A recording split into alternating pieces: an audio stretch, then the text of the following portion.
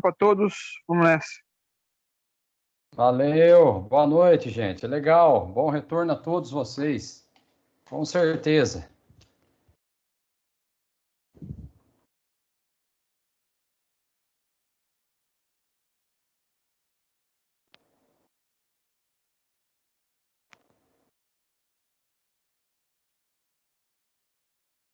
O pessoal está chegando, legal. Deixa eu ver aqui quantos estão já disponíveis. Maravilha.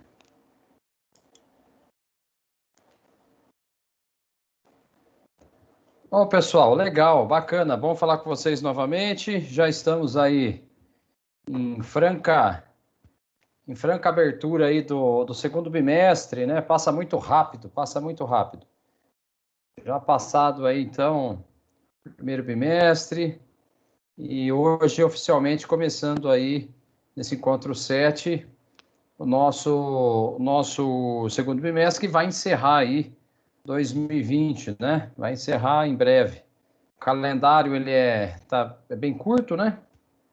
Então, nós temos aí um pouquinho de tempo para a gente aproveitar essa disciplina ao longo desse último bimestre, os últimos trabalhos, atividades que a gente vai fazer sempre de pós-aula.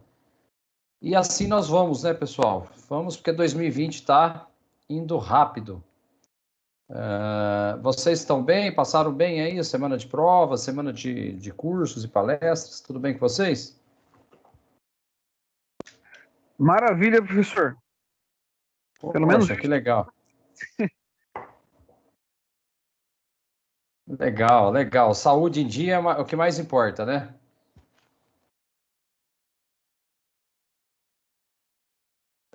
Saúde não tá tão em dia. Tem que cuidar, hein, rapaz? Ô, louco. Não brinca, não. O colesterol. Não brinca, não. Eu fiquei sabendo esses tempos agora que meu colesterol tá um pouco alto, então preciso tomar um remédio aí. Então. Mas com certeza. É uns cuidados aí, logo você tá tinindo aí. Legal, gente, bacana. Eu tenho já só algumas informações importantes aí para ir passando para vocês, né? Para a gente poder já ir abrindo a nossa aula Encontro 7. Bom, assim, vocês tiveram aí durante o primeiro bimestre várias atividades, assim, conforme o pessoal foi mandando, diante do tempo corrido aqui, né? Porque eu tenho outras atividades fora da faculdade, mas fui respondendo na medida do possível a todos. Fiz os lançamentos já de pontos do primeiro bimestre, né? A cada atividade que vocês foram desenvolvendo valia 200 pontos. Então, parabéns a todos aqueles que enviaram suas atividades. Continuem assim agora no segundo bimestre. Nós temos aí o mesmo ritmo, né? Faz a aula, ao final tem um estudo de caso, aí vocês resolvem e me manda na semana posterior, ou seja, até a próxima segunda, o estudo de caso resolvido da aula de hoje, né? E, de um modo geral, esse segundo bimestre, nós temos algumas novidades, né? Uma delas é o processo do avaliar, tá? Então, assim, nós estamos fazendo um trabalho aí em conjunto com os coordenadores de curso, o próprio coordenador pedagógico da unidade. Então, vocês deverão estar aí empenhados, né, nos ajudando também. Nós, professores, também temos que preencher o avaliar.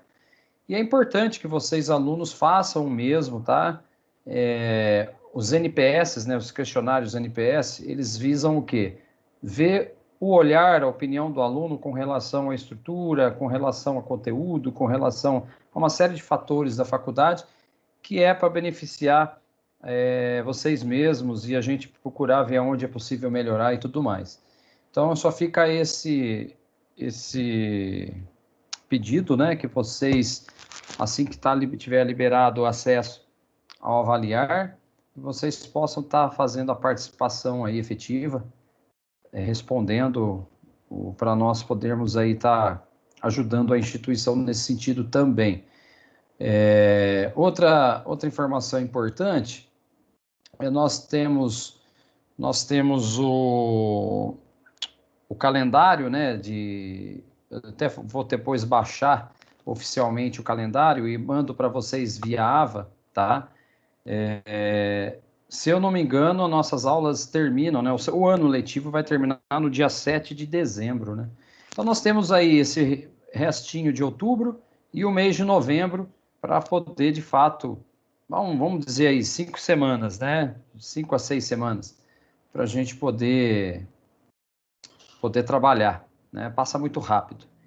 E à medida que vocês forem me encaminhando os trabalhos, vou lançando as pontuações novamente, seguindo o mesmo critério, tá? A aula de hoje já está postada lá no Encontro 7, eu fiz a postagem hoje pela manhã, inclusive logo em seguida avisei a nossa representante, a Jéssica, né?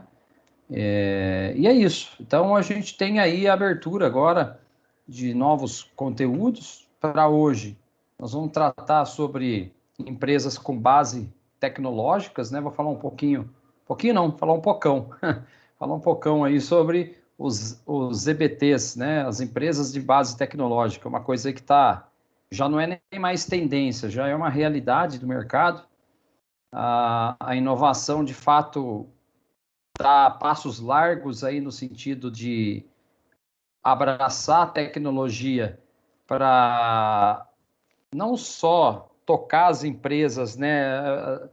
A base tecnológica que nós vamos tratar aqui hoje, ela vai estar muito voltada a uma coisa que é muito maior, né? Talvez vocês nunca tenham ouvido falar, alguns talvez já ouviram, que é a questão da economia criativa, a questão das startups, que eu já vinha falando em algumas aulas, mas as bases tecnológicas, por quê? Né? Por que essas empresas estão com esses desafios de buscar junto a startups, junto a empresas incubadoras? Por que as universidades, principalmente as universidades que tratam aí de assuntos voltados à base tecnológica, como a USP, como a própria Unicamp, né, e algumas outras instituições, como a Mackenzie, por exemplo, por que essas grandes faculdades também estão hoje em linha de pesquisa muito forte, com parceria com empresas do setor privado ou parceria com startups e incubadoras? Por quê, né? Nós vamos entender por que essas empresas estão, de fato, buscando essa interatividade, né? Gestão da inovação, gente, é um processo extremamente voltado a selecionar ideias criativas, né? E nós sabemos muito bem aí que ao longo do processo aí da pandemia, né? Esse processo que nos trouxe até aqui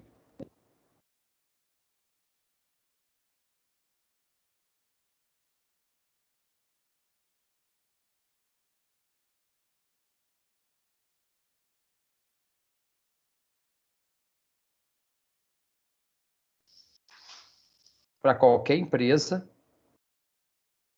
ela vai ser uma base tecnológica, né? Para poder sustentar toda a sua parte de mecanismo de venda, mecanismo de relacionamento com o cliente, mecanismo de métricas, de estratégias e alcance de resultados, né? Então, olha só que interessante, né, pessoal? A gente começa aí a nossa aula de hoje, então, né, essa estrutura de definição, né, definição das bases tecnológicas, né? Vamos entender um pouquinho sobre isso, né? Inclusive aí, ó, o Sebrae, né, tem hoje uma representatividade muito grande com as pequenas e médias empresas, sempre teve, né? E hoje, mais do que nunca, o Sebrae está aí, tentando trazer uma linha de pensamento mais estruturado, uma gestão voltada à inovação para ajudar esses pequenos e médios. São empresas assim do ramo industrial, né? E geralmente empresas aí com menos de 100 empregados, que entram dentro de uma estrutura de pequenas e médias, né? As quais estão aí comprometidas com projetos, desenvolvimento, produção de novos produtos, ou até mesmo de processos inovadores, né? E que a gente está tratando aqui, né, como caracterizando-se pela aplicação sistemática de conhecimento técnico-científico.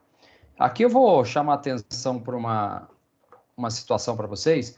O que é uma aplicação sistemática, hein, gente? O que é uma aplicação sistemática? Conhecimento técnico-científico.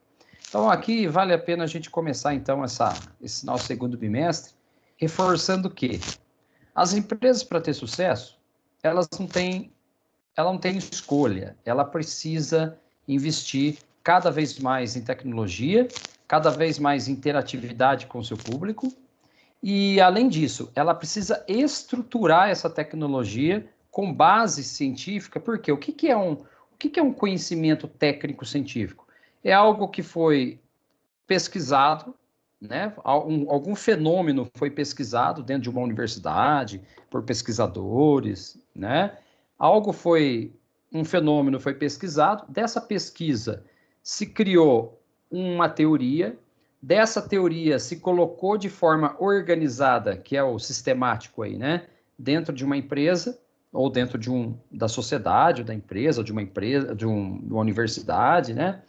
E aí sim, com essa aplicação sistemática, onde teve uma teoria aplicada, teve uma pesquisa de mercado, teve uma análise do fenômeno, né? Isso passa a se tornar não mais uma tendência, passa a se tornar um processo natural, né? Um processo natural. Teve embasamento técnico com infraestrutura necessária, teve embasamento teórico e científico, porque teve pesquisa, e as empresas abraçam isso e disso fazem uma nova estrutura de mercado, né? Então, vamos pensar assim, né? Que se a gente analisar que as empresas com base tecnológica, elas têm como atividade principal o quê? Desenvolver e comercializar inovações tecnológicas. E que foram criadas o quê? A partir do uso intensivo das tecnologias, mas também do conhecimento desenvolvido, né? Então, quando a gente fala em gestão do conhecimento, quando a gente fala em tecnologias avançadas, quando a gente fala em inteligência artificial, quando a gente fala, por exemplo, em sistemas comunicacionais, né? Não sei se já ouviram esses termos, tudo isso é uma nova estrutura de mercado que veio para ficar. Agora, com a pandemia, então, nem se fala, as empresas estão adiantando ao máximo esse processo. E as empresas de base tecnológica são empresas que elas... Por que chama EBT? Base tecnológica. Porque a missão dela é desenvolver tudo que ela desenvolve, tudo que ela comercializa, tem que ter uma inovação junto. Então, por exemplo, nós podemos falar aqui de grandes empresas, né, que são focadas em bases tecnológicas. Algumas delas já citamos aqui durante a aula. Por exemplo, Embraer, Samsung, Google, Microsoft, enfim, tantas aqui já falou. Mas agora, e as pequenas e médias? E, aliás, não só as pequenas e médias, e as startups? E as incubadoras de empresas? Quais são o papel dessas empresas hoje no mercado? Por que estão se estimulando cada vez mais a criação de startups? Por que há um incentivo, inclusive, não só do próprio mercado privado, né, com os seus investidores? Por que investidores estão de olho em algumas startups, estão de olho em algumas empresas incubadoras? Por que alguns bilionários estão investindo o seu dinheiro em empresas de base tecnológica, né? Haja vista lá, por exemplo, o Elon Musk, lá da empresa que está colocando os foguetes, a Tesla, né? Está colocando os foguetes lá na Lua, missão em Marte. Por que empresas, por exemplo, aí do setor financeiro, como as fintechs, né? Os bancos digitais, Nubank, por exemplo, por que isso hoje está aí explodindo a cada dia? Porque as inovações que essas empresas apresentam, elas mexem com o dia a dia da população mundial, né? Empresas de base tecnológica, elas vêm com a missão de criar ruptura, quebrar paradigmas, né? Vai parar o mundo para de agir somente da forma que estava, passa a criar novas formas de comercialização, novas formas de de colocar produtos no mercado, né? Então, uma empresa de base tecnológica, ela tem como lógica a inovação. Então, para ela ter como lógica, né, como missão, perdão, a inovação, o que ela pretende fazer? Ela pretende criar uma lógica dessa inovação. A inovação, ela tem um começo, ela tem um meio, ela tem um fim. E isso é totalmente estruturado com parcerias, por exemplo, universidades e centros de pesquisa. Nós podemos entender que as universidades, né, as faculdades que investem em grandes pesquisas, é um apoio fundamental para uma empresa de base tecnológica. Então, por exemplo, a universidade ela tem os seus centros de pesquisa e desenvolvimento, né, o que a gente chama de P&D, né? Uma universidade, o que ela vai fazer? Ela vai dar o apoio da ciência e a formação de recursos humanos. Por quê? Os seus cientistas, pesquisadores, todos os profissionais envolvidos, eles têm geração de conhecimento, né? Conhecimento aplicado, com apoio da ciência, que aí vai gerar o quê? Vai gerar um estímulo de processos, onde além das universidades eu posso ter aqui o meu mercado, né? O meu mercado de base tecnológica, que estimula o quê? Não só o processo, mas auxilia também na identificação de tendências. Então, olha só, a universidade pesquisa, cria uma teoria, cria uma ciência nova, embasa isso dentro de uma empresa incubadora, dentro de uma startup, que isso estimula um novo processo de fazer as coisas, né? Auxilia na criação de tendências, vocês podem ver aí no próprio gráfico. Se tem um apoio da ciência, eu também vou minimizando alguns riscos, porque a teoria ela é embasada em pesquisa, em desenvolvimento. Aí eu vou para o mercado, né? Aí o mercado aí, vocês estão vendo, né? Palavra mercado aí. Esse mercado, quando vai para o mercado, esse mercado ele já está sofrendo a interferência dessas teorias, dessas pesquisas, né? E aí esse mercado que pretende dar que resposta? Pretende dar uma resposta de inovação para as empresas, né? O mercado e as empresas se convergem, né? Elas se conversam e se convergem, elas fazem uma cocriação aí. Isso gera oportunidades, mas também pode gerar ameaças. Tá vendo ali, né? Oportunidades e ameaças, os dois relâmpagozinhos ali, entre mercado e empresa.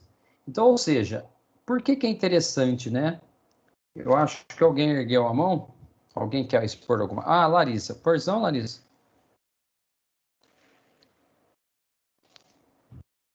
Larissa? Pois não?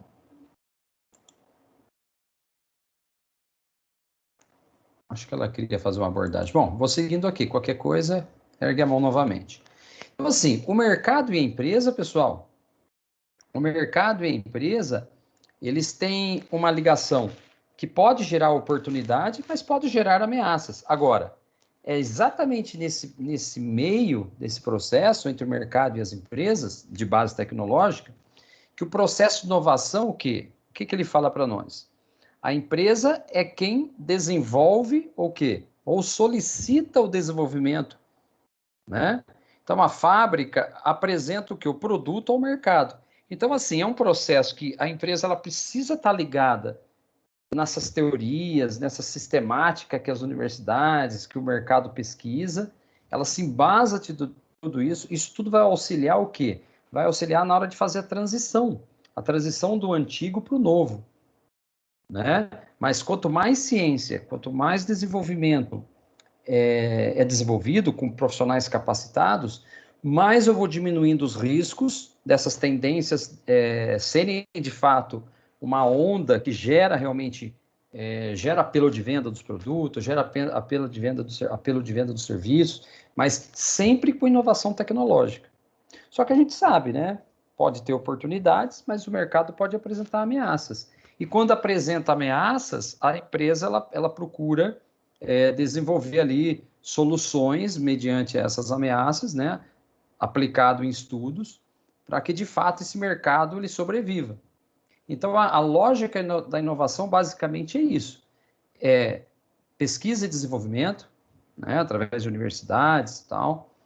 o mercado, que recebe todas essas teorias e todos esses estudos, e que alimentam as empresas, porque as empresas, alimentando disso tudo, ela vai ofertar produtos e serviços com inovação tecnológica ao mercado. E aí o consumidor, ele vai aprovar ou não o processo, né? Então, é bastante interessante essa lógica da inovação, né? As EBTs, né, as empresas de base tecnológica, elas, em grande parte, são formadas por pesquisadores, já tinha dito isso, pessoal técnico qualificado, e que existe grande investimento. E esses investimentos, pessoal, em pesquisa e desenvolvimento, eles são constantes, viu? Empresas que são de base tecnológica, eles já sabem que dentro do seu budget, lá, do seu caixa, né, ele sabe que ele precisa ter um valor substancial para continuar investindo em pesquisa, para inovar. Esses valores são calculados, né, o que a gente chama de ROI, né, o retorno sobre o capital investido, e isso deve ser monitorado e apoiado pela empresa. Os mercados de atuação com base tecnológica, eles podem atuar em mercados amplos, onde desenvolvem plataformas tecnológicas que terão múltiplos usos, né, tais como as que atuam no desenvolvimento de biotecnologia, empresa de drones, por exemplo. Esse tipo de empresa de base tecnológica é mais comum em países com alto nível de desenvolvimento tecnológico. Então é interessante, né? Se você pega países que são desenvolvidos e que têm capacidade de desenvolvimento, tem capacidade, a economia é forte, enfim, países desenvolvidos, né? Principalmente países do coração europeu ali, e o próprio Estados Unidos, né? A China também, por sua vez. Esses países, o que eles estão fazendo hoje? Eles estão cada dia mais dando respostas rápidas através de plataformas tecnológicas, porque eles querem dominar a economia mundial. Eles querem dominar tecnologia para dominar mercados e, com isso, estabelecer um poderio financeiro, um poderio político, né? E realmente dominar os mercados. E outros países, como o Brasil e outros países que são de base mais operacional, acabam sendo países que recebem investimentos, né, para montar as fábricas, montar as produções. Mas o Brasil, por exemplo, ele precisaria ter mais empresas de base tecnológica, mais investimento em pesquisa, né, e desenvolvimento, para que a gente pudesse ser criador de tecnologia, né? Ô, José, pois não? Boa noite, professor. Boa noite, meu caro. Até nisso que o senhor falou, de questão de tecnologia e tudo mais, é um mercado muito competitivo e muito difícil de entrar, né? As empresas brasileiras. Eu, por exemplo, trabalho numa empresa de tecnologia. Verdade. Que ela trabalha com a questão do tráfego de dados, né? Questão de fibra ótica, tudo mais, sistemas montados em cima disso. A gente concorre com a Huawei, que é empresa chinesa, com a Ciena, que é acho que se não me engano, dos Estados Unidos. E a concorrência com eles com os chineses principalmente, é muito desleal, né? Uma porque eles têm muito apoio do governo para desenvolver a tecnologia. A tecnologia deles é mais avançada, lógico, até por esse investimento mais pesado e pelo tamanho também, né? Eles são bem maiores, assim. Verdade. E o mercado asiático, 96% são eles que comandam. Então, realmente é uma coisa, assim, absurda. Como a Ásia tem muita população, o tamanho deles e o dinheiro que eles geram é muito grande. Então, para a gente competir nesse mercado com eles é muito difícil. A parte do Brasil, assim, por conta do protecionismo que tem e tudo mais, a gente consegue ter um mercado maior, né? Por conta disso. Até o governo também agora, que é mais voltado para a pátria, né? Vamos dizer assim, ele ajuda a gente nesse sentido, mas questão de tecnologia, questão de equipamentos, a gente traz muita coisa de fora, com o dólar alto prejudica. Muita coisa a gente traz da própria China, que é ali do lado deles. Então, eles ganham nisso também, a questão da logística. Para eles é muito mais fácil trazer material da China e do Japão do que a gente, por exemplo, ir buscar para lá e trazer para cá. O custo é muito maior. Então, realmente, para competir é muito difícil. E o Brasil realmente é um país muito deficitário nisso, né? A questão de tecnologia no Brasil é um negócio muito pouco desenvolvido, até pela questão do agronegócio ser o carro-chefe, né? Então, acho que a gente acaba ficando muito para trás e as empresas brasileiras têm muito mais dificuldade para conseguir evoluir tecnologicamente. Ó, José, assina embaixo que você falou, parabéns pela abordagem, porque se você observar, quando você tem eu não estou falando nem desse governo, os governos antecessores, né, também eram assim, priorizaram realmente o agronegócio, jogaram muita tecnologia no agronegócio. A gente sabe que o agronegócio brasileiro hoje não existe mais aquela coisa de peão, boia fria, generalizadores, são grandes máquinas. A tecnologia do agronegócio brasileiro é fantástica. Agora, não pode ficar somente olhando para esse processo. A gente precisaria estar em outros segmentos também, recebendo essa estrutura, né? Inclusive, eu acho que o Severino também quer abordar alguma coisa. Fica à vontade, Severino. Seja bem-vindo novamente. Boa noite, professor. A palavra do colega realmente foi muito interessante, muito curioso a gente perceber algumas coisas, principalmente ele que está dentro do meio, né, dessa área, tem muita base para falar. Sobre o agronegócio, uma coisa curiosa, interessante, porque o que está acontecendo com o Brasil é um vácuo, né, ideológico, epistemológico aí, bastante complicado, porque o agronegócio, ele hoje, né, não é um grande produtor de mão de obra, porque a Volkswagen já está entregando aí desde janeiro desse ano os primeiros caminhões autônomos que andam de lado da colheitadeira para colher o trigo, a soja e o milho. Perfeito. E aí, de repente, a gente tem uma postura, né? O presidente da República vai lá na ONU e fala assim, nós somos responsáveis por 40% da alimentação do mundo. Mas, na verdade, nós somos um país de pobreza, porque nós temos mais de 20 milhões de famílias em risco de alimento. Exato. Então, a grande circunstância que está aí é que a commodity em si, ela é muito interessante para os grandes países, para quem compra.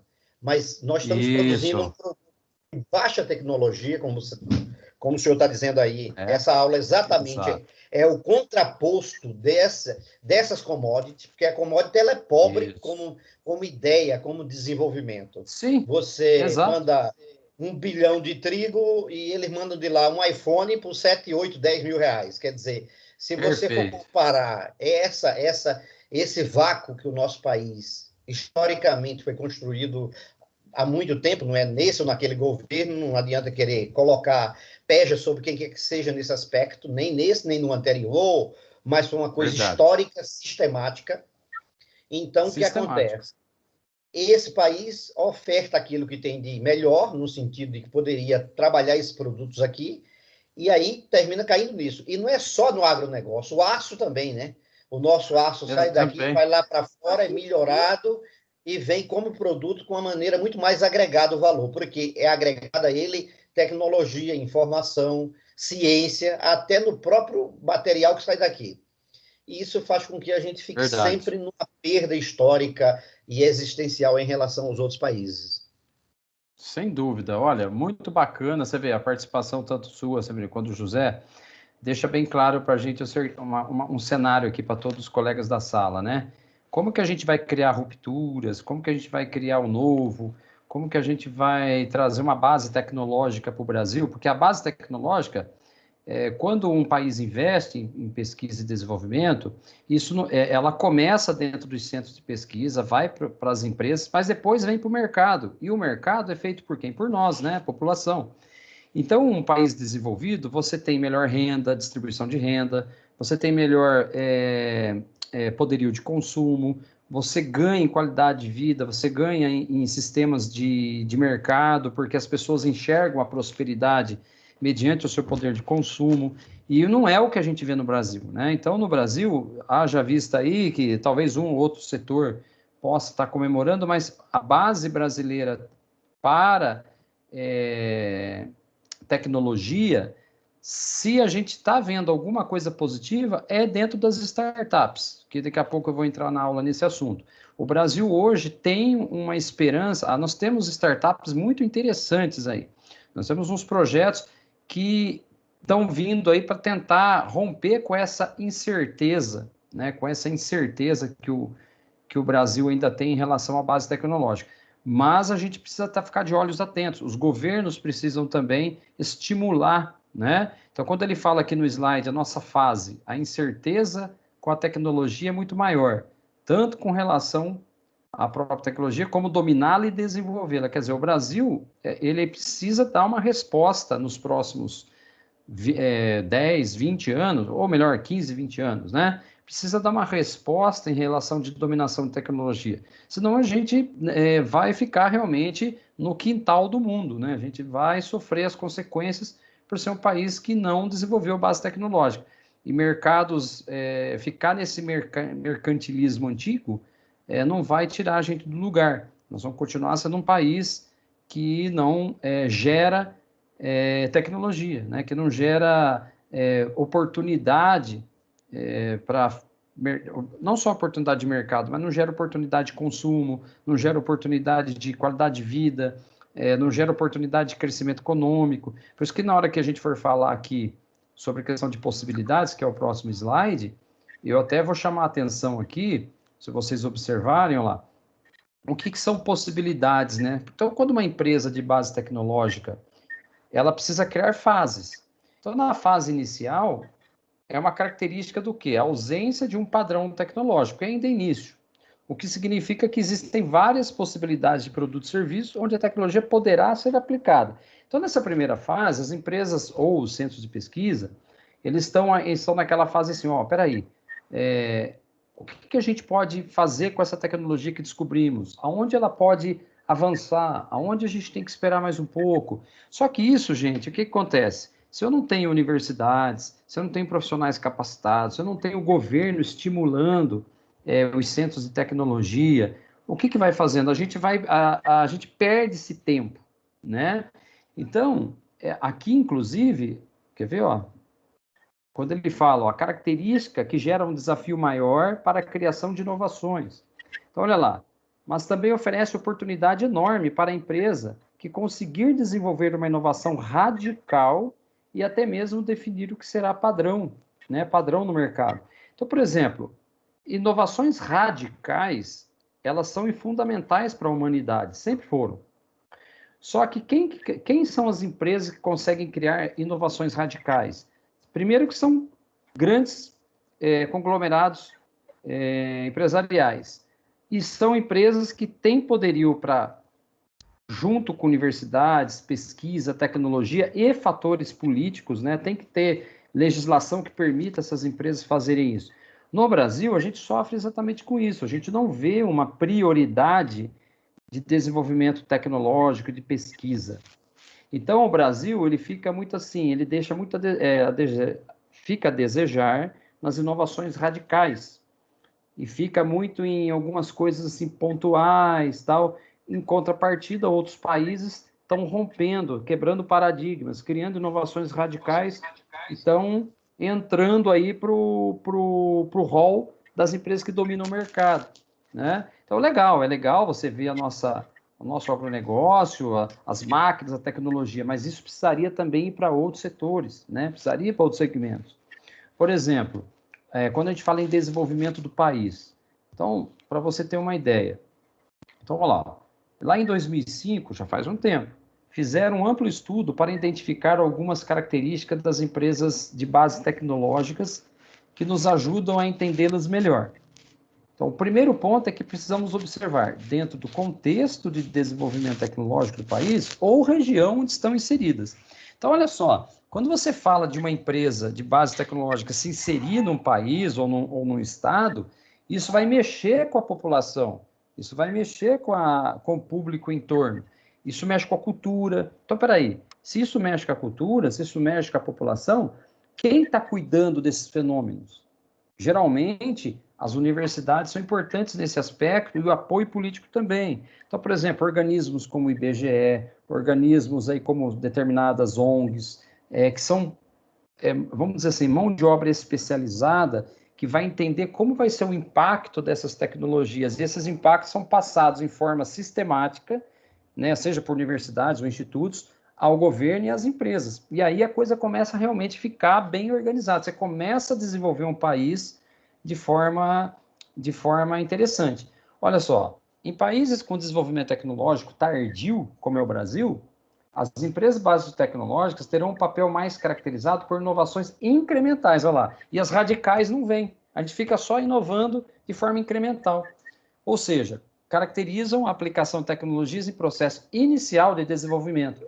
Ou seja, a gente fica muito acanhado. As inovações que a gente entrega para a nossa sociedade brasileira ou que a gente mostra para o mundo, geralmente são tecnologias acanhadas, coisas momentâneas, pequenas, que não tomam um tamanho que deveria se tomar. Em contrapartida, uma China, uns Estados Unidos, uma França, uma Alemanha, tem poderio muito maior que nós e geram o quê? Inovação radical. Nada contra a inovação, incremental, ela é importante no processo, mas não podemos ficar sentado em cima dela. A gente precisa criar também outras inovações, como as radicais, por exemplo. Pois não, Severino? Professor, não tem como não deixar de interagir, porque é assim que eu aprendo. Desculpe, às vezes, as muitas que isso, inserções. fica tranquilo. Mas, falando sobre o José Manuel estava falando aí de algo que ele conhece de perto, que é a área dele. Eu vi essa semana notícias sobre uma demanda entre o governo brasileiro e o presidente da Huawei, que entrou num certo confronto aí. Essa semana saiu na mídia esse tipo de coisa. Eu tive o cuidado de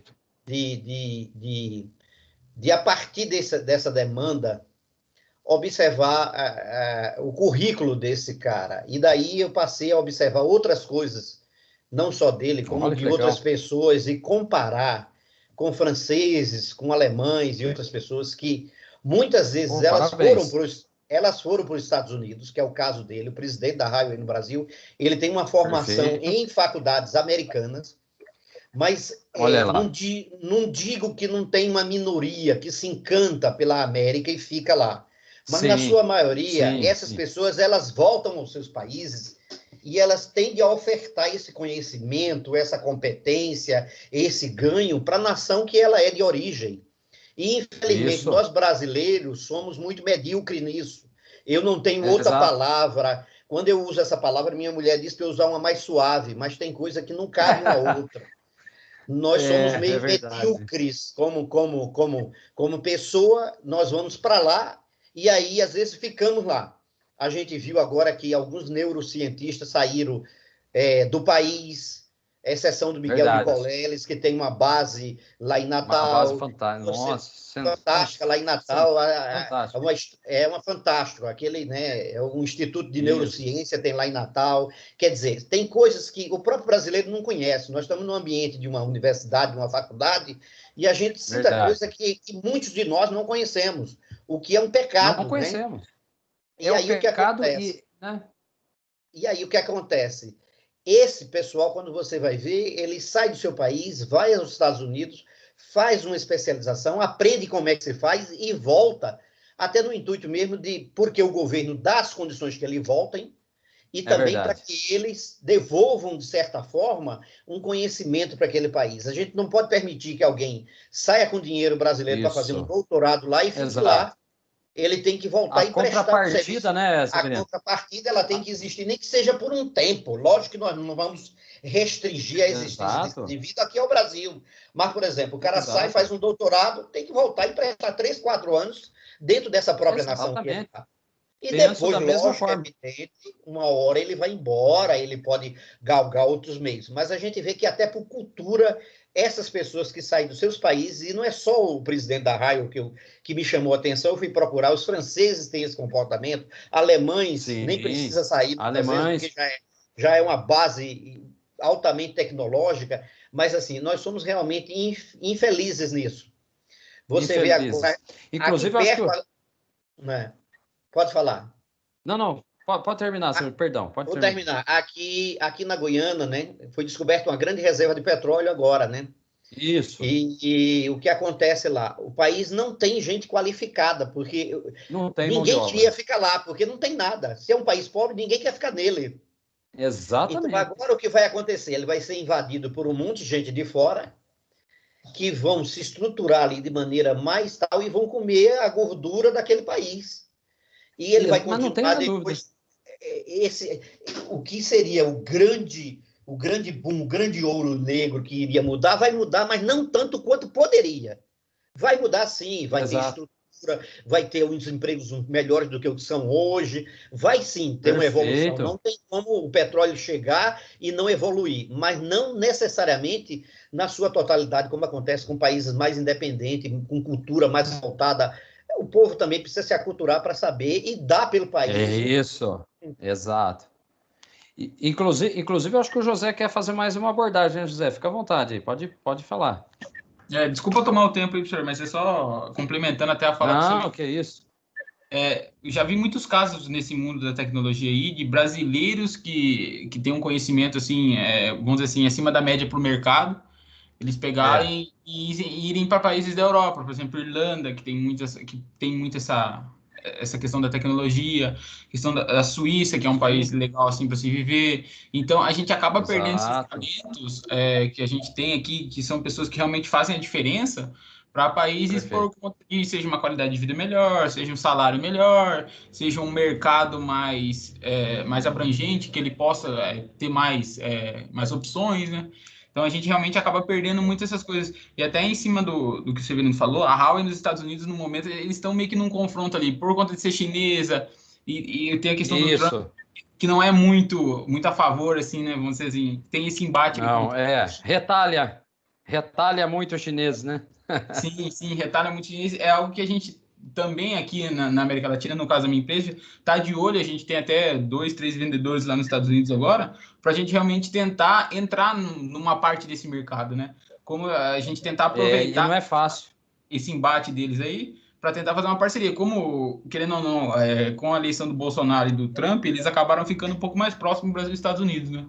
E aí, com isso, a gente tentar utilizar isso de alguma forma. E tentar se ajudar e entrar no outro mercado que é muito competitivo também, né? E aí, com essa questão da pandemia e tudo mais, a necessidade de banda larga aumentou muito, né? Como as pessoas estão mais em casa, trabalhando em casa, a internet está sendo mais consumida, né? Então, isso, por um lado, foi bom para a gente, porque a gente está vendendo mais, está tendo mais essas necessidades do mercado. E também essa questão do mercado novo, né? No mercado da América oportunidades, América né? do Norte. Sim, a América do Norte, que é um mercado muito grande, tem muitas pessoas, e os Estados Unidos é um país que necessita muito disso, né? Então é algo que a gente pode também aproveitar. Não tenho dúvida. Nesse sentido aí. Olha, e o que vocês acabaram de falar, você vê, no próprio final desse slide aí, a gente está falando, né? Que empresas produtoras são aquelas que atuam em segmentos tradicionais, né? E que apenas aplicam tecnologias que já foram desenvolvidas. Quer dizer, o Brasil é exatamente isso. O Brasil ele precisa romper com isso, ele precisa sair dessa coisa de empresas somente produtoras e ser empresas que realmente geram inovações, que geram o quê? Inovações principalmente radicais. As incrementais podem ser mantidas sem problema nenhum, mas desde que você crie rupturas e entregue para o mundo coisas novas, né? E a gente não vê isso, infelizmente. E é uma coisa que a gente fala assim, questão até de ambiente, né? Já seguindo aqui para o próximo slide, as empresas de base tecnológica, elas precisam ser assim, necessariamente empresas de pequeno ou médio porte. É um negócio interessante, porque a gente fica falando muito de empresa grande, né? As empresas enormes e tal, mas esses países que geram tanto inovações incrementais como radicais, eles têm uma característica, eles estão muito próximos dessas pequenas e médias empresas, eles estão dando condições, seja assim através de universidades, parceria com professores, cientistas, organismos, institutos. Por quê? Não basta só os grandes. Quem cuida, por exemplo, uma microempresa da região de Campinas, que consegue gerar um incremento, ou seja, uma inovação radical, pô, isso é muito bem-vindo. Uma empresa da região de, sei lá, no centro-oeste do país, quer dizer, na hora que você começa a perceber que está pipocando pequenas e médias empresas que estão dando condições de gerar, seja inovação incremental ou radical, você começa a ver que esse país está mudando, você começa a perceber que essa estrutura está sendo transformada, né? Então, empresas de base tecnológica, elas precisam de um ambiente propício. Como que a gente faz esse ambiente? Principalmente o quê? Universidades e centros de pesquisa com apoio do governo, seja o governo federal, seja o governo estadual ou seja, até mesmo parcerias com os municípios, né? Então, eu costumo dizer assim, países que são reconhecidos no mundo hoje como países que detêm inovação, eles não ficam somente presos em grandes corporações, pelo contrário, eles estão lá estimulando a incubadora, a startup, a empresa pequena, o cluster ali de um determinado município. É isso que a gente precisa começar a ver, é um cenário que permite que as empresas desenvolvam novos conhecimentos nos locais ali, principalmente nos municípios, né? A gente mora numa região privilegiada em alguns aspectos, né? Você pegar a região de Campinas aí, a RMC, nós estamos aí envolvidos aí com 21 cidades.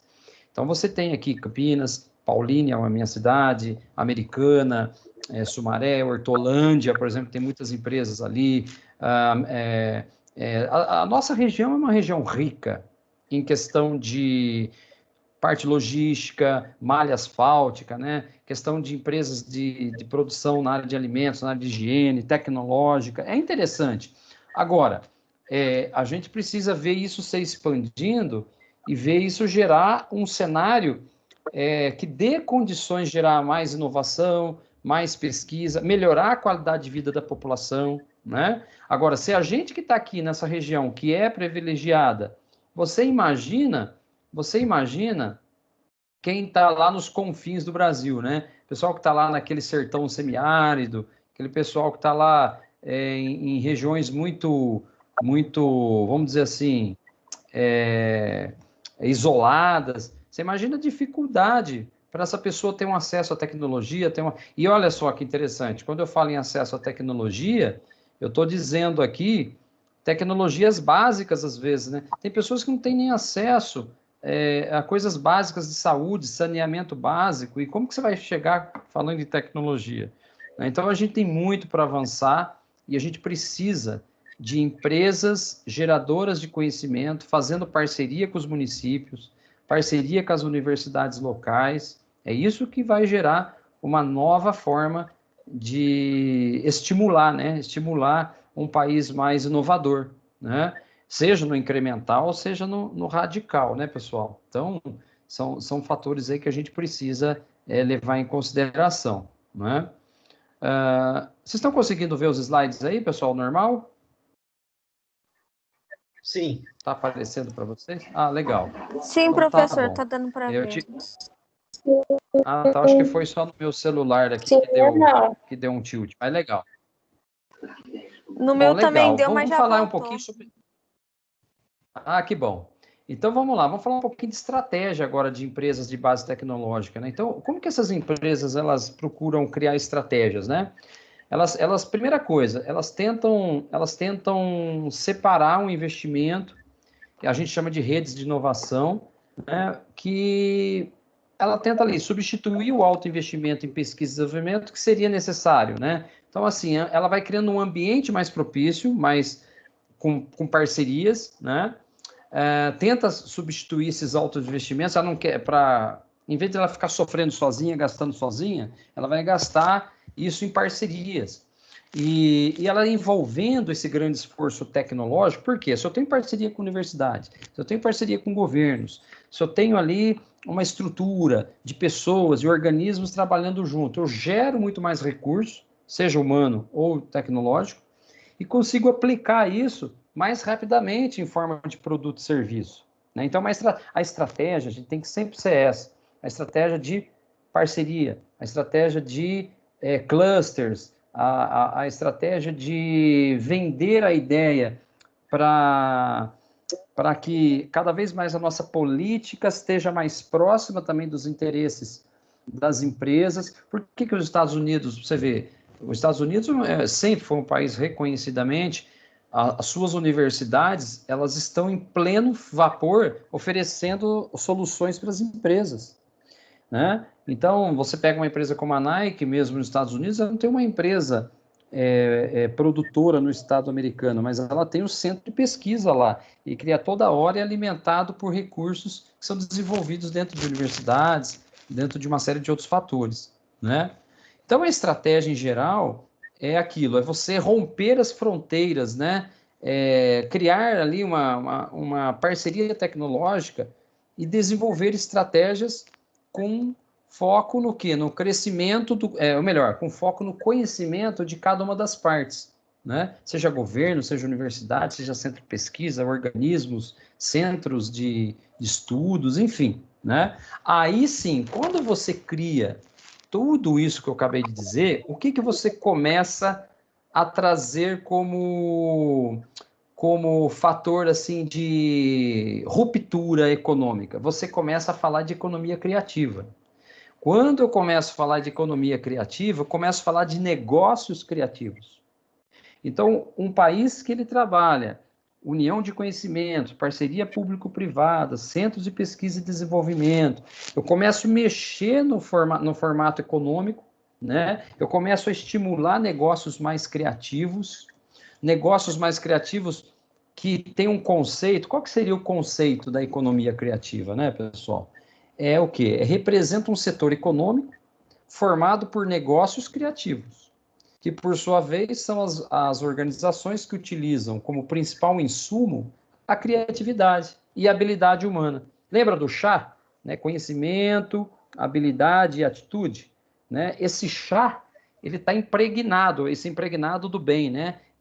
Você impregna universidades, governo, sociedade de chá, né? Esse chá, esse conhecimento, essas habilidades vão criando negócios que, por sua vez, são negócios mais criativos. Por ser mais criativos, a economia fica criativa também. Isso vai gerando o conceito de uma economia cultural. Tá? Isso é o quê? Há um consenso de todos os envolvidos, né? Que a economia ela precisa ser mais ampla. Tá? Então, assim, uma sociedade desenvolvida, por exemplo, vamos pegar aqui coisas simples. Vamos pegar aí os últimos 10 anos, hoje já não é mais tendência, é uma realidade, mas foi uma tendência há 10 anos atrás, quando começou a se falar muito na questão da qualidade do alimento, da menos gordura, menos alimentos nocivos dentro da casa das famílias, né? Começou a aparecer uma tendência muito grande de alimentos orgânicos, e foi muito interessante porque na hora que você começou a perceber que a indústria estava usando muito do artifício do alimento transgênico, né? Alimentos com interferência química para sanar a fome de todo mundo, né? Uma parte da sociedade começou a pensar, peraí, mas será que isso é bom? Será que a gente não tem como criar um mercado mais alternativo? E países que desenvolveram essa cultura e essa economia criativa começaram a voltar em alguns aspectos do passado. Por exemplo, né, as hortas dentro das casas, feiras de alimentos orgânicos. Por que você vai comprar um alimento orgânico hoje? É muito mais caro do que um alimento industrializado. Porque o cuidado, né, a forma de se produzir gera ali um custo, né? Mas você percebe que, por exemplo, se você for em Genebra, né, o governo lá, ele estimula famílias a não construírem nos seus terrenos, não usar um terreno da sua casa totalmente impermeabilizado, ou seja, não fazer só construção, só concreto. Eles estimulam as famílias a deixar um espaço de terra para plantar e fazer escambo, trocas entre vizinhos. Existem projetos, em Genebra tem sobre isso, se vocês pesquisarem na internet, pesquisa lá, projeto de economia criativa e alimento orgânico em Genebra. Você vai ver vídeos no YouTube, tem alguns legendados. São governos que perceberam como que a economia criativa, educando a própria população, você pode reverter um pouco em qualidade de vida. Lógico, os alimentos industrializados não vão desaparecer, não tem como, até para sanar a fome da população. Mas há algumas alternativas interessantes, né? E você percebe como que hoje tem negócios criativos, por exemplo, comidas veganas, comidas rápidas veganas, feiras orgânicas. É um exemplo de economia criativa e de cultura criativa também. É só para, né, exemplificar para vocês. Então, o mundo vai criando algumas tendências e vendo oportunidades em alguns setores através do quê? Desse conceito novo, né? Uma outra coisa que a gente sempre chama atenção aqui, em relação aos conceitos de economia criativa, né? A gente tem que pegar aqui, por exemplo, isso que eu quero mostrar. Setores da economia criativa, segundo aqui alguns organismos internacionais. Então, você tem lá, por exemplo, herança ou patrimônio, né? Expressões culturais, coisas tradicionais, como artesanato, festas tradicionais e celebrações de um determinado país, um estado, né? Você tem, por exemplo, isso como herança, como um patrimônio daquele local. Você tem, por exemplo, no campo das artes, artes visuais, como pinturas, esculturas, antiguidades. Tem determinados países que tem. Por exemplo, se for em Machu Picchu, né, você tem lá toda uma questão de artes visuais, lá, esculturas de antiguidade, a própria Grécia, né, coisas que ficaram como legado para a humanidade, que foram de tempos dos nossos antepassados, né, mas que ficou como uma herança e um patrimônio. E como você gerar uma economia criativa em pleno século XXI, aproveitando essas heranças e esse patrimônio que foi nos deixado? O Brasil, por exemplo, tem a questão da Amazônia, né? E a gente vê hoje uma exploração extremamente preocupante do território, né? Sem estar gerando situações criativas que poderiam destruir menos a floresta e entregar, ou seja, coisa para a gente pensar. A própria mídia, por exemplo, né? A mídia, a questão audiovisual, filmes, televisão, rádio. Olha só que interessante o que a gente está vendo, a ruptura que a gente está vendo na mídia, tá? Para pegar aqui como ideia de economia criativa. Observem vocês o quanto hoje nós consumimos muito mais por streaming do que por televisão convencional. Já visto o número de assinaturas que cresceu aí no Brasil, em questão de Netflix, Amazon Prime, Globo... Eu esqueci agora da Globo lá, né? Então, assim, ou seja, Globoplay. Então, você começa a perceber que essas grandes organizações de audiovisual, de mídia, elas fizeram uma transição do processo de entregar o seu produto. Porque senão elas vão morrer. Hoje já falam até que a Globo, a Globo, a gente sabe que a Globo está passando por algumas dificuldades. A gente pode criticar a Globo em vários aspectos, mas ninguém pode negar do poderio econômico que ela desenvolveu e pela qualidade dos produtos que ela coloca, né, em questão de tecnologia. E ela percebeu que ela ia morrer se ela não tomasse uma iniciativa criativa. Ela cria a Globoplay hoje, por quê? Para bater de frente com esse novo consumo, com essas novas situações. Então, ela tem um legado de televisão, ela tem um legado de cultura, as novelas brasileiras e tal, só que ela não pode ficar dormindo em cima disso, na zona de conforto. Ela teve que romper com tecnologia, criar ruptura tecnológica, criar um novo mercado de consumo para ela dar essa resposta, senão ela desaparece mesmo, rapidinho, né? Então, é uma coisa interessante também você olhar o campo da mídia hoje, novas mídias, novos conteúdos, nova forma de vender os seus produtos, né?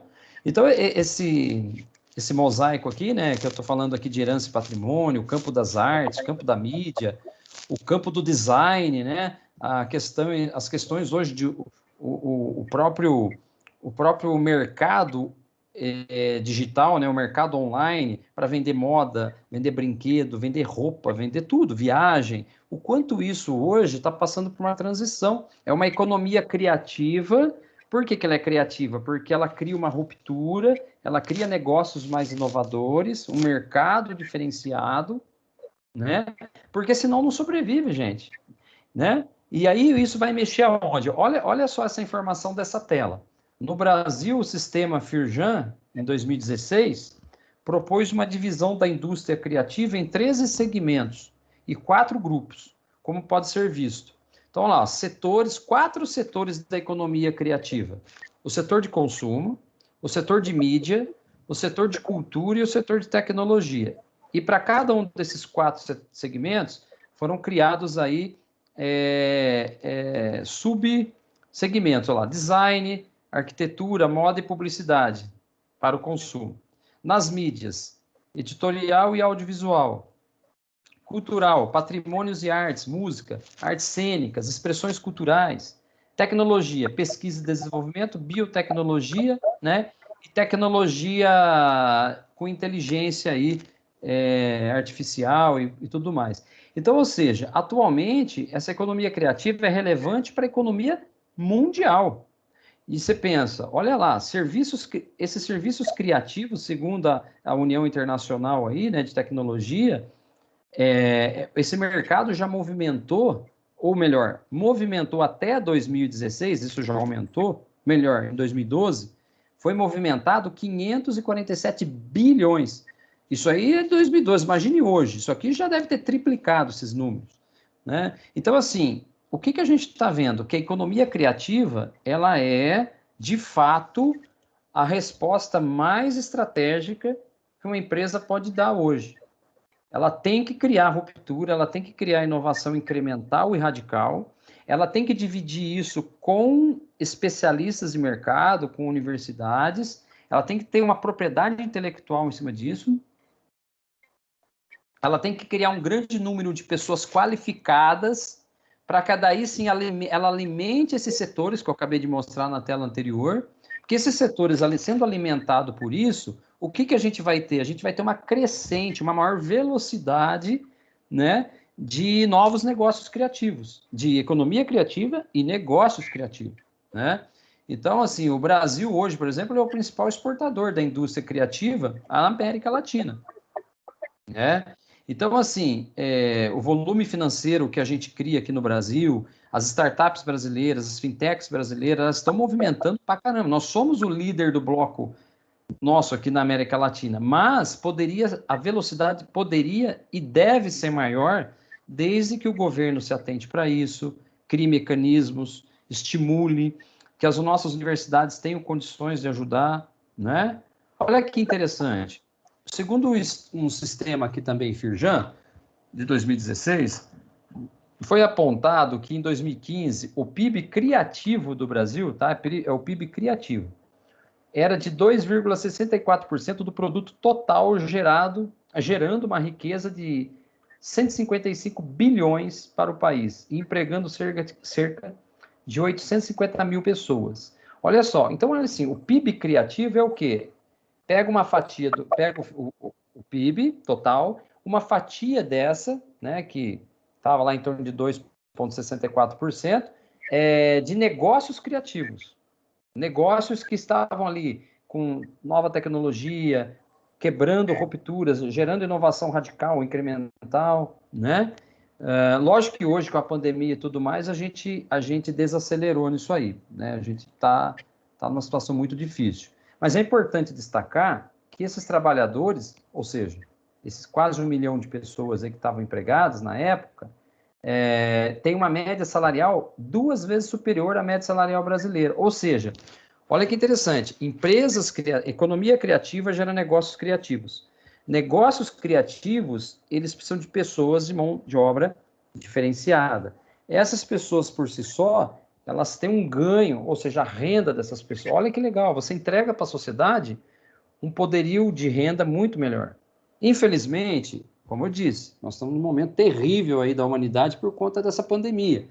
Mas a gente sabe que essa pandemia tende a ter um remédio em breve, seja uma vacina, que não vai ser assim, vai vacinar, acabou. Provavelmente a gente vai ter que ser imunizado por muitos anos, é mais uma vacina na nossa carteirinha aí, e pode aparecer outras situações como essa no mundo, mas o mundo não pode parar, o consumo não pode parar, né? A tecnologia não pode parar de entregar resultados. E olha que interessante, né? Algumas pesquisas apontam que as áreas de consumo, aí, 42%, e tecnologia, 36%, quase 37%, são vindas aí de mercados, né? Principalmente na região sudeste, ou região sul do país, mercados que estão dentro da economia criativa, dentro dos negócios criativos. Gente, só para vocês entenderem, tá? O que são exemplos de negócios criativos? Startups, incubadoras, que são empresas que nascem dentro de universidades, né, que recebem investimento de governo ou de empresas privadas, que depois pode se tornar uma empresa realmente aberta. Que mais? O que é negócios criativos? Cooperativas, joint ventures, né? São tipos de negócio que alimentam-se dessa economia criativa, tá? Severino, pode falar. Professor, está me ouvindo? Sim, pode, fica à vontade. Nesse aspecto anterior que o senhor mostrou aí, a questão de cultura, de produção de cultura de um país. Tem uma experiência que eu acompanhei de perto, eu não sei se o senhor sabe da renda, né, das mulheres rendeiras, no Ceará, em Pernambuco, e em Maceió teve uma experiência que foi desenvolvida por um nórdico, né, um europeu, que veio aqui no Brasil e viu aquelas mulheres produzindo daquela maneira bem artesanal, mas sem uma condição, né, de subsistência mais organizada, fez cooperativas ali, começou a produzir algumas rendas e ele levou para o exterior e vendeu muito bem lá fora.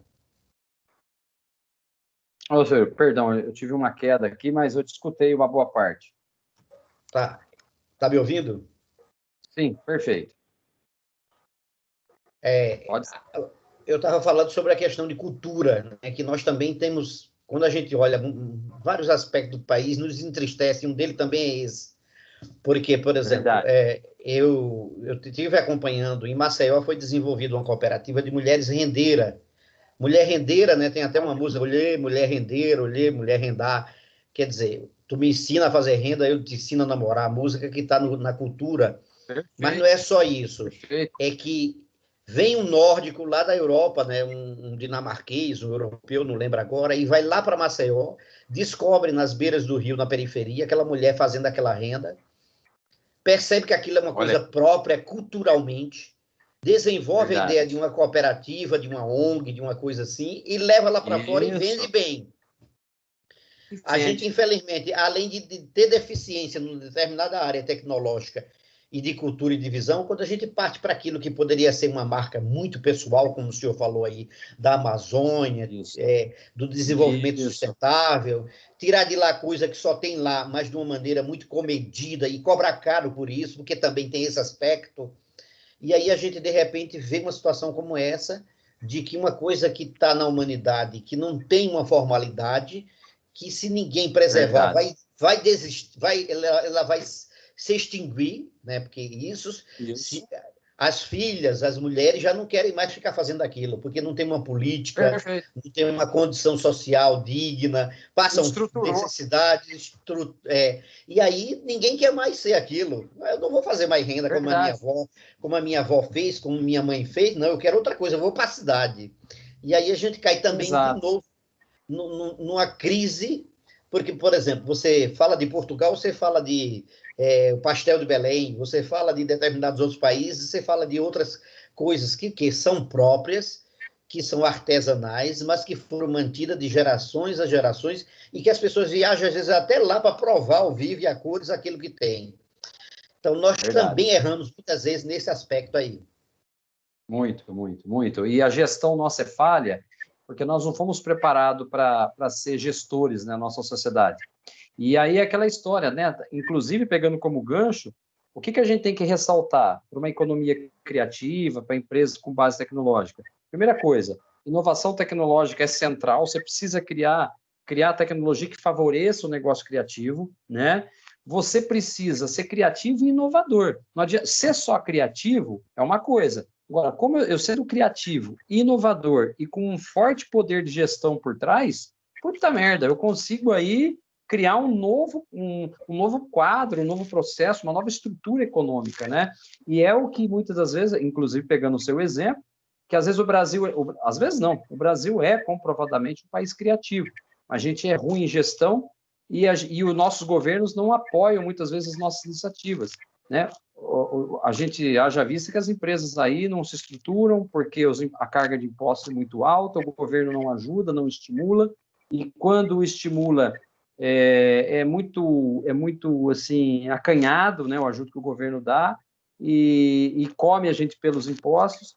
Então a inovação ela precisa estar presente em setores não só em setores industriais, mas tem que estar em setores culturais, como você acabou de falar, setores tradicionais da economia. Se você pegar aí os artesãos brasileiros das regiões mais tradicionais, se você pegar aí, por exemplo, o norte e nordeste do Brasil é muito rico em setores tradicionais da costura, do artesanato, né? Os modelos ali de quantos designers aí famosos da Europa não beberam dessa fonte, dessas culturas tradicionais do norte e nordeste, como você falou mesmo, Severino. E aí a gente pega isso, brilha lá fora e não fica um legado aqui, né? E destrói o que poderia ser um cluster cultural, um cluster ali de geração de renda, geração de economia criativa, né? A gente perde o bonde da história, né? É uma pena. Agora, tem uma outra situação aí que, assim, vale a pena a gente defender também, nem tudo é desgraça, né? Também tem algumas perspectivas, que são as startups, né? As startups e as incubadoras, né, que a gente chama aí de aceleradoras e alguns parques tecnológicos, você já deve ter ouvido falar sobre isso, mas são empresas aí que elas, desde o seu início, elas estão focadas na missão da tecnologia, na missão da ruptura, na missão da inovação incremental e radical, né? E para isso ela busca desenvolver ali modelos de negócio, né? Então esse modelo de negócio é muito sério. A empresa ela vai dentro da sua vocação, dentro da sua missão, e ela quer dar um recado para o mercado para absorver investimento, né? Nesse quesito, o Brasil ele não está ruim, tá? Ele não está ruim. As startups elas estão aí dando umas respostas interessantes aqui no Brasil, porém, infelizmente, também por questão da pandemia, por questão de toda essa estrutura econômica social, a gente está sofrendo, né? Mas tem algumas iniciativas muito bonitas, muito bacanas, e o Brasil ele tem um olhar, ou melhor, alguns investidores têm um olhar interessante para algumas startups que o Brasil tem projetado aí, tá?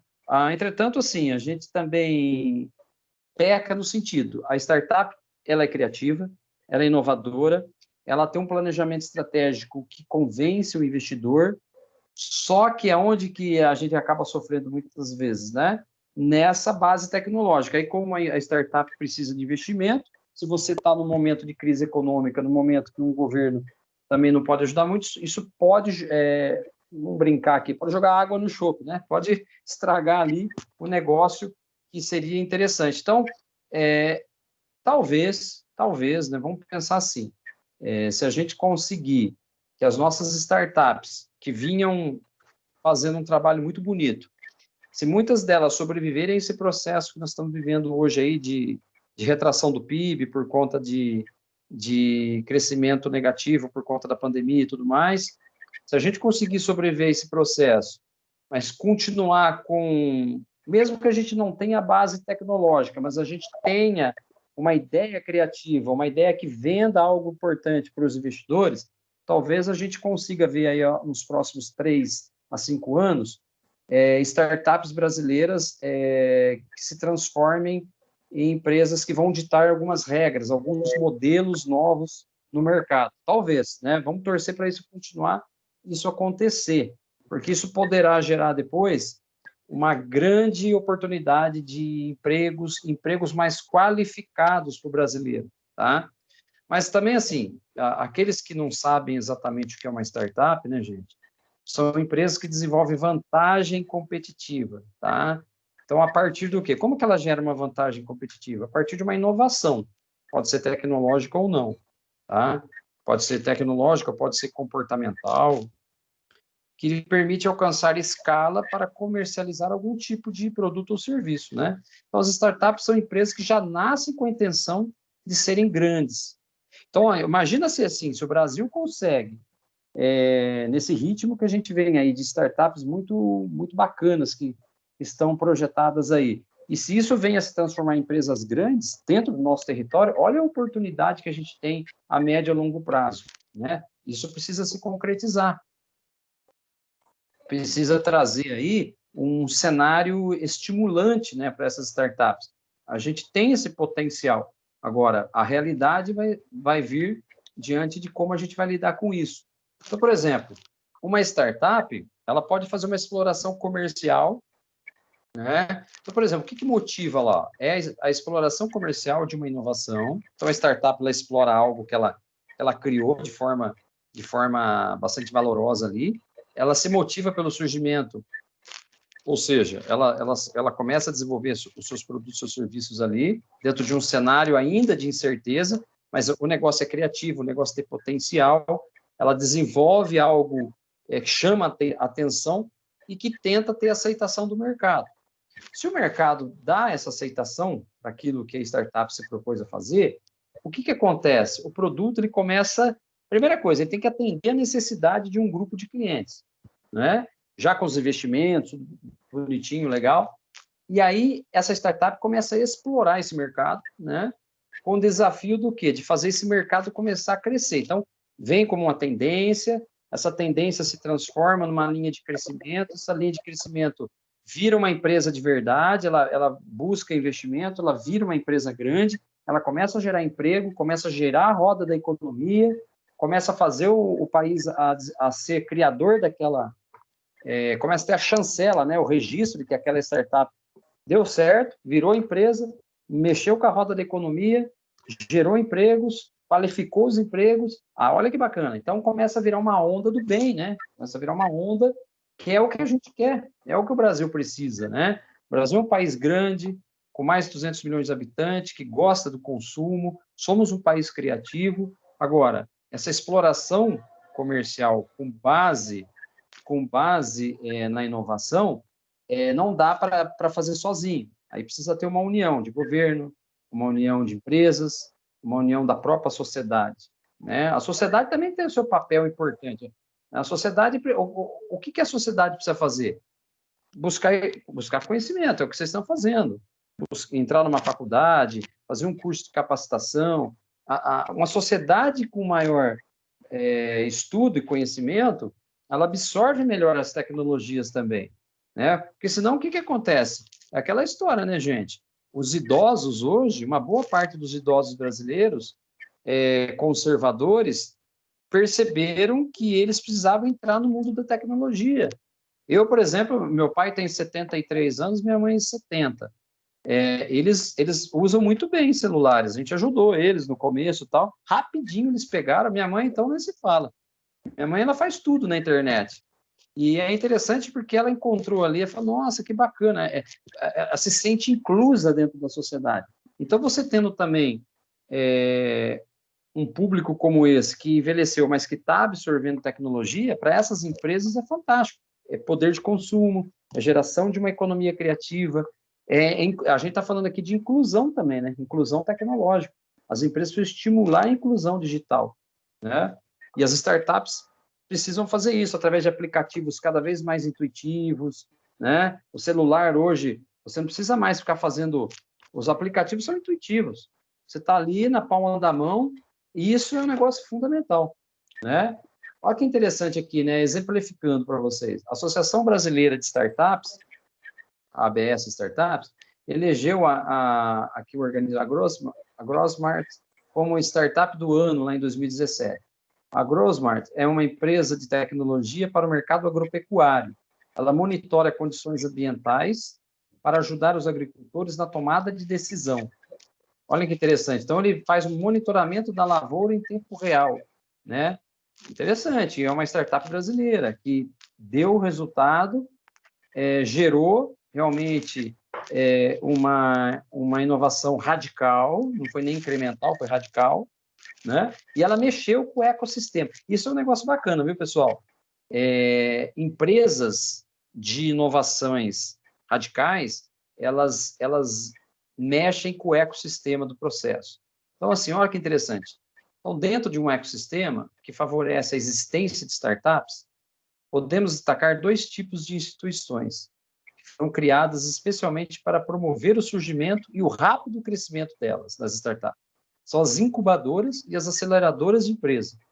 Isso aqui, gente, é um negócio que os Estados Unidos faz há mais de 50 anos. A Alemanha faz muito bem isso também, a China faz muito bem isso também. E olha o que elas fazem, né? as incubadoras, elas são instituições criadas para apoiar as empresas, ou seja, que é um problema não estruturado no mercado, as empresas pedem para essas incubadoras estruturar esse problema, trazer uma solução inteligente, né? Por isso é inovador. Então, com potencial para ter rápido crescimento, porque daí você sistematiza aquele problema, você organiza aquele problema, você transforma aquilo numa teoria, que era uma teoria, num sistema processual, você cria método e a empresa compra esse método. E ela começa a gerar uma nova estrutura para o mercado, né? E isso vai gerar uma série de oportunidades. Oportunidades no campo administrativo, técnico, jurídico, enfim, gente, o mundo sendo absorvido por inteligência em grupo, inteligência da universidade, inteligência do governo, inteligência da sociedade. Não, tem que avançar em inteligência, em conhecimento. Então, as empresas passam um período nesse ambiente, entendendo esse ecossistema, né, normatizando, se desenvolvendo, pedindo ajuda para esses personagens, né, e, de preferência, o governo dando o apoio, sendo um personagem importante, criando leis, criando normas que favoreçam, né, as startups, incubadoras. Agora, se você não gera estímulo a essas incubadoras e empresas, você fica atrelado ao antigo, né? Fica atrelado ao processo que não é inovador, né? E aí, gente, olha, é aquela velha história, né? Não dá também para a gente ficar...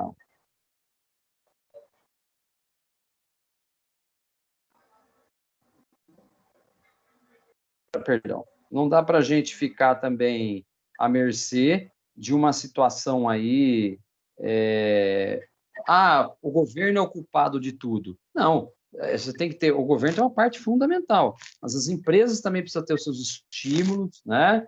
Tem empresa aí que não querem saber, as empresas precisam fazer a sua parte também, nossa população também é nossa, né? Na maioria dos casos, as incubadoras são ligadas a centros de pesquisa, já falamos sobre isso, tá? A maior parte das incubadoras no Brasil é financiada por recursos públicos, olha lá, então o governo precisa ter vocação tecnológica, né, também para poder ajudar. Como que envolve dinheiro público? Deve existir um modelo de seleção de projetos, tem que ter critério também, né, gente? Que acessam essas incubadoras, quer dizer, não é qualquer incubadora que vai começar a pegar dinheiro público. Essa incubadora, ela tem um projeto, ela tem um planejamento estratégico, ela tem uma missão inovadora, existe um comitê gestor para analisar esses planos de negócio dentro do governo, não é ir dando dinheiro à torta e direita também, né? Sem nenhum critério. E aí você vai gerando ali um pré-projeto, um período de análise, que vai realmente passar por um crivo e vai dar um tempo para essas incubadoras gerarem realmente esse conhecimento, esses resultados. O que mais?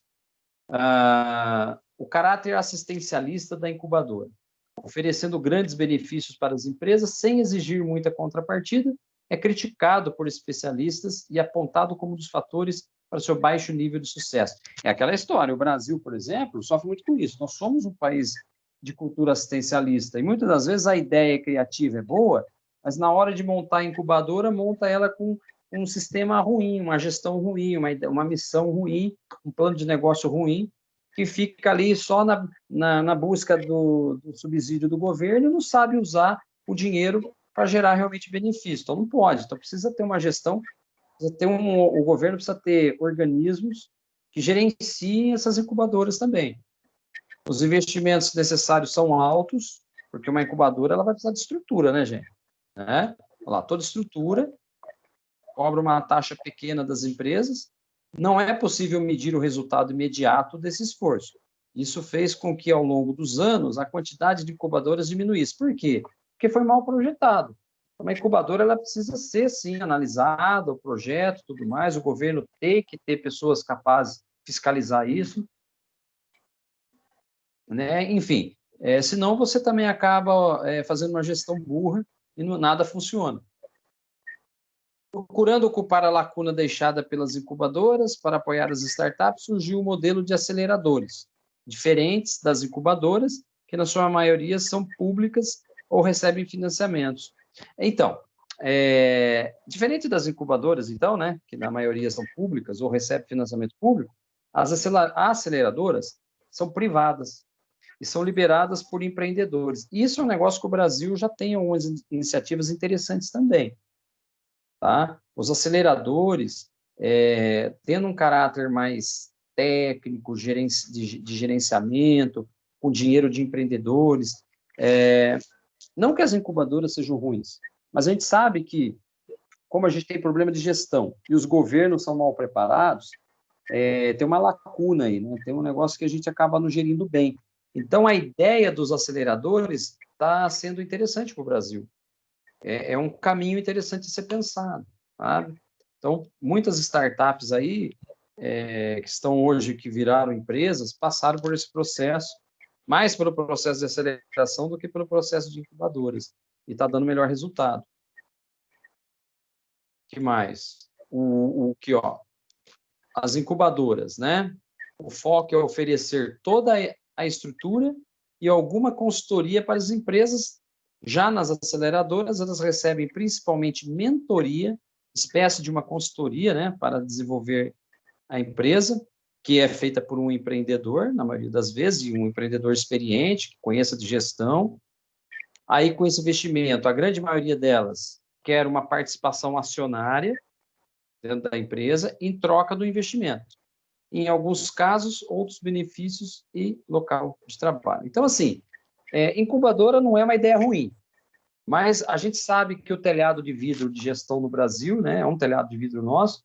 Então, eu digo para vocês assim, pelo conhecimento que eu tenho, algumas pessoas que eu converso, outros que eu sigo na internet, eu vejo o modelo de acelerador mais interessante nesse momento hoje no Brasil, tá? Eu tenho amizade com uma pessoa, ele até é famoso aí na internet, e é um amigo meu, ele chama Fernando Seabra, inclusive ele até teve um programa sobre startups na TV Bandeirantes no ano passado, e ele é um cara que eu tenho acesso livre com ele, de vez em quando tomo café com ele aí, quando dá, né, porque ele é bem concorrido a agenda do cara, mas é um amigo que eu tenho e aprendo muito com ele. Muito do que a gente tira da aula aqui, eu pego das dicas que ele está. Ele está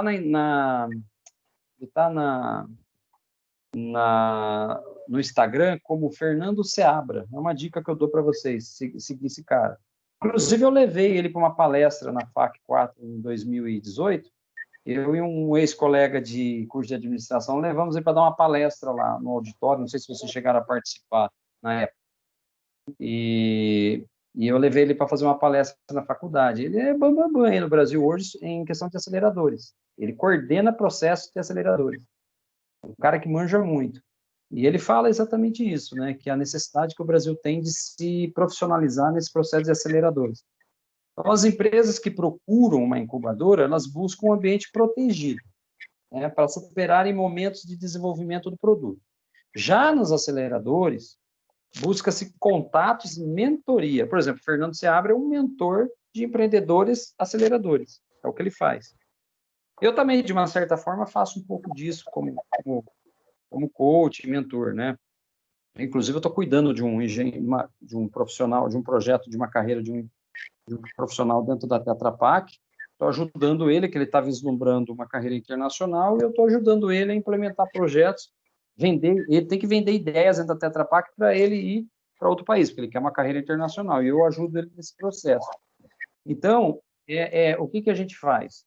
É definir modelo de negócio, é criar uma versão de um modelo de negócio, ter o pensamento empreendedor em todo o processo, né? Então, a ideia do acelerador é isso, é aquela pessoa que ela precisa fazer o plano de negócio, acelerar, decolar, decolar, a palavra aqui é decolar, né? Que é uma coisa assim que pode salvar o Brasil, viu, gente? Pode salvar o Brasil em economia criativa, processo de acelerador. Aqui ele faz uma contrapartida também, ó, as incubadoras, que ele está fazendo comparativos, né?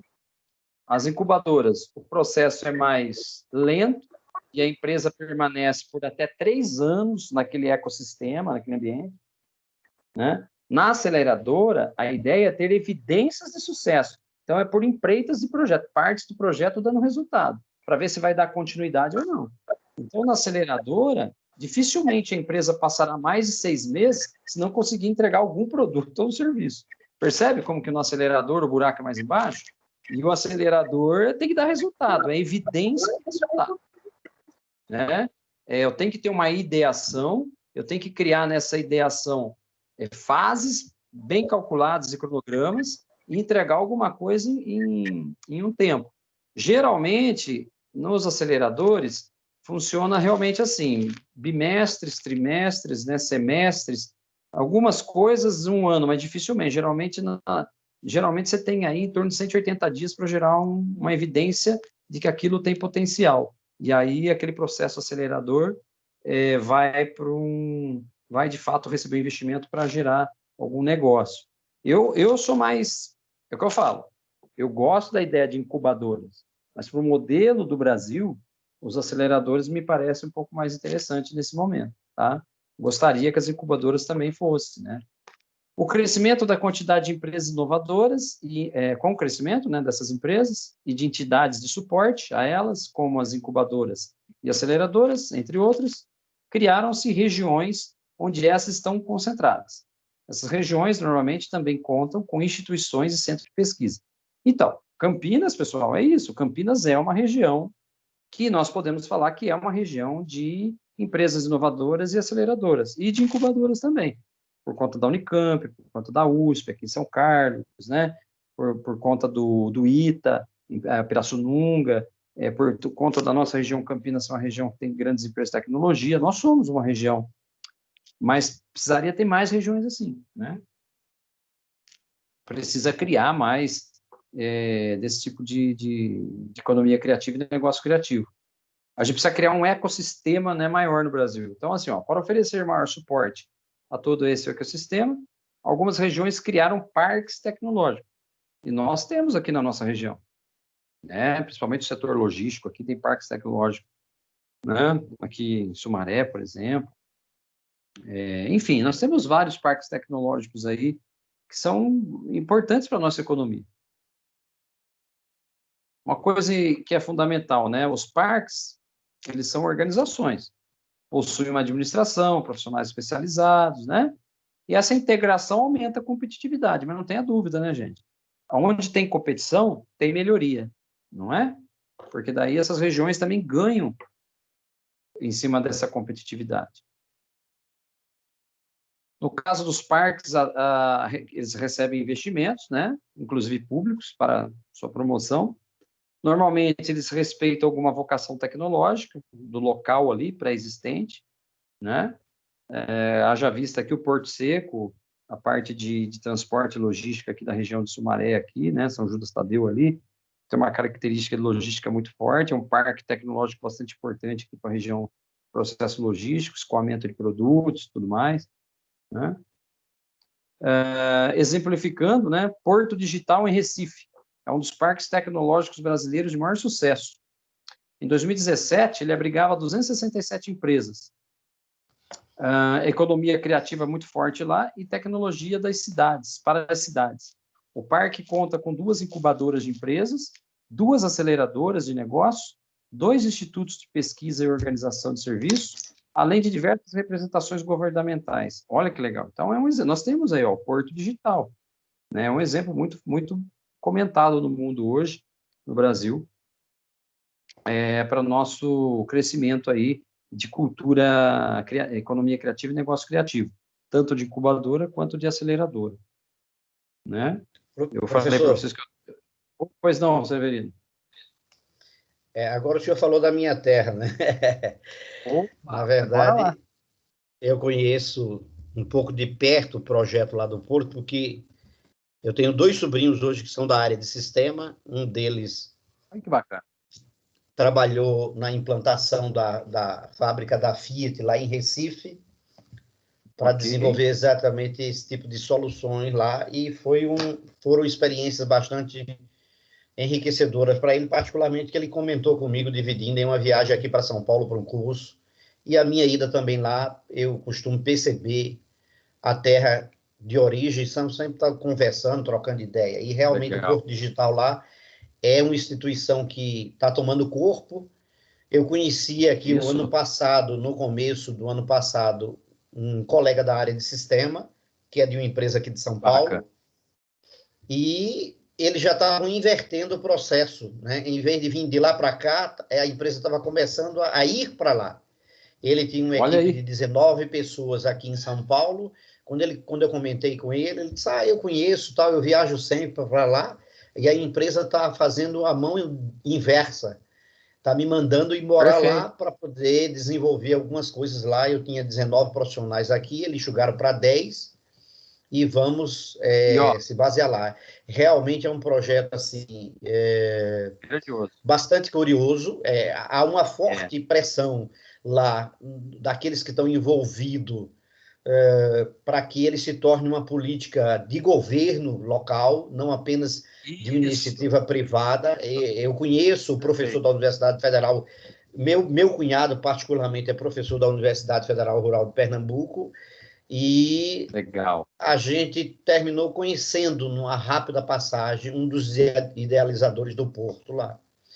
E realmente, né, eu fico à vontade de falar, porque foi o senhor, né, o mestre daí, que começou o assunto, não é nenhuma arrogância da minha parte de dizer, mas é uma coisa que eu conheço de perto, porque a minha terra é lá e eu estou sempre por lá, e a gente sabe que realmente foi uma coisa de sucesso, teria que ter uma política a mais. Existe uma corrente lá que pensava em não fazer um porto localizado ou apenas uma linha de crédito, mas uma política de Estado para o Estado de Pernambuco.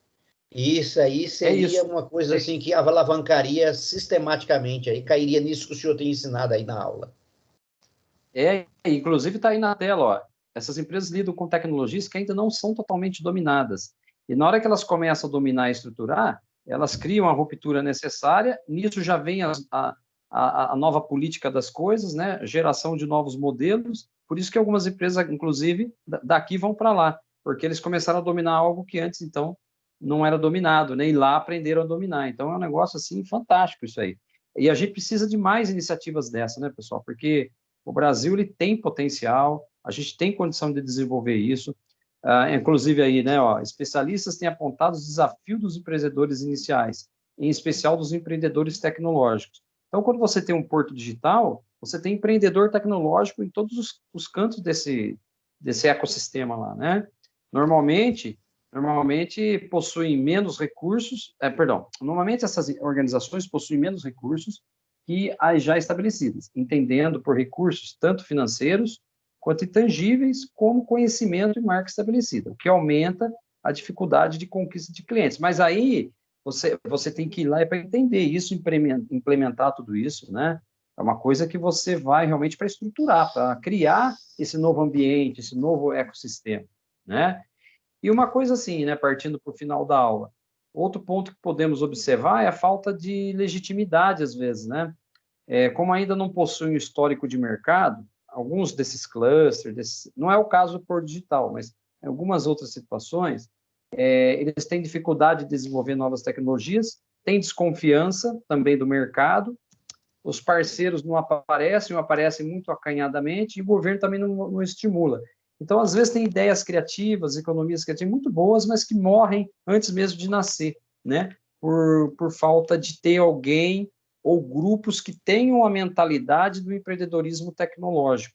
Sem empreendedorismo tecnológico, a gente não vai ser capaz de entregar algo diferente, né? Então, aí perde legitimidade. Para ter legitimidade, a gente precisa ter a esfera pública, a esfera privada das empresas, as incubadoras, as aceleradoras, né?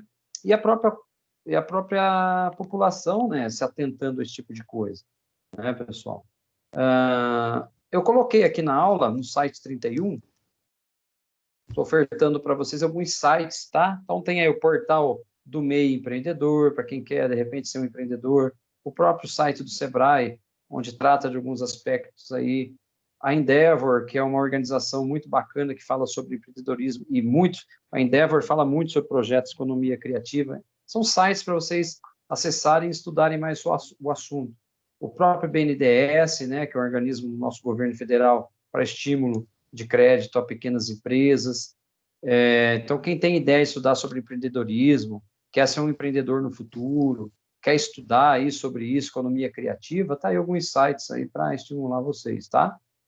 Então, no final, eu deixo aí uma tela sobre o que é uma startup, o que é uma incubadora. Eu expliquei já na aula, mas está aí algumas definições para quem quiser começar a pensar alguma coisa a respeito. Tá aí algumas dicas da aula para nós, ok?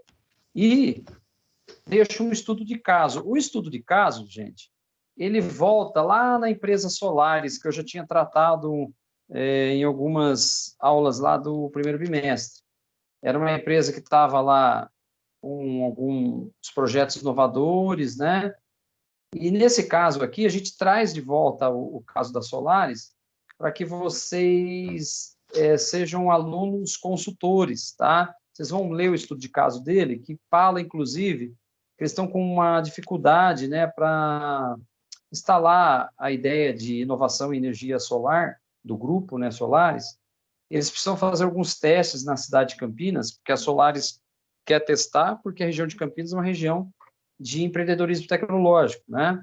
Só que o problema é que os sócios não estão conseguindo descobrir como tornar o produto da Solaris viável para ganhar escala, ou seja, como conseguir oferecer o produto focado em energia solar e o serviço deles a um preço atrativo para as muitas pessoas, né? E aqui na nossa região.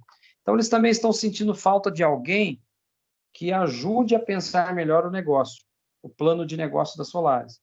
Então, é uma apresentação que eles foram fazer isso numa cidade em Indaiatuba, sobre o plano de negócio deles, né? O pessoal da Solaris foi lá na cidade de Indaiatuba e uma pessoa sugeriu, né, que eles procurassem uma incubadora ou uma aceleradora. E os sócios ficaram interessados, né? Mas também estão confusos. Então, você, quanto aluno, vai ter que ler um pouquinho mais sobre a aula, o que é as incubadoras, o que são aceleradoras, e como que a gente pode ajudar a Solaris, através de incubadora ou através de aceleradora. Qual é o modelo mais interessante para ajudar a Solaris a implementar um plano de negócio vencedor aqui na região de Campinas, né? Quais que vocês indicariam para eles nesse momento, né? Então, é isso que vocês vão fazer para me mandar no mesmo sisteminha, lá pelo AVA, tudo bonitinho, ou pelo e-mail, tá? É uma aula muito bacana. A gente vai seguir nessa tendência aí para as próximas aulas. Mas se alguém aí na sala tem ideia de ser empreendedor e gostar desse tema, tá aí uma bela oportunidade, né, gente? Pessoal, é interessante, né? O assunto é bom, o assunto é bacana, a participação de vocês foi muito legal hoje, do José, do Severino, obrigado mesmo, bom rever vocês. A gente tem aí um bimestre aí rápido para passar. Tá aí o estudo de caso, não deixe para a última hora. A gente se encontra na próxima segunda. Perdão, nós se encontramos na quinta, né? Quinta a gente tem nós temos aula de planejamento e inteligência de marketing, né?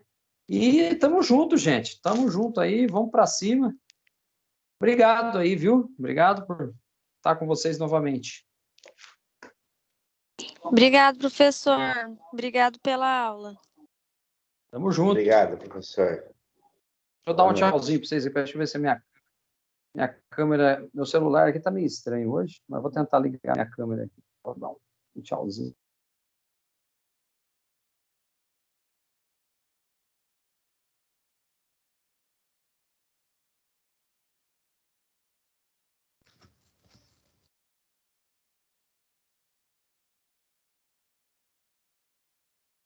Dei uma caída aqui, mas estou aqui, gente. Valeu, viu? Obrigadão.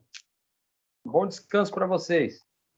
Obrigado, professor. Valeu, professor. Obrigadão aí. Agora apareceu. Bora lá. Legal. Muito obrigada, professor. Tenha uma excelente noite. Vocês também. Bom descanso e cuidem-se.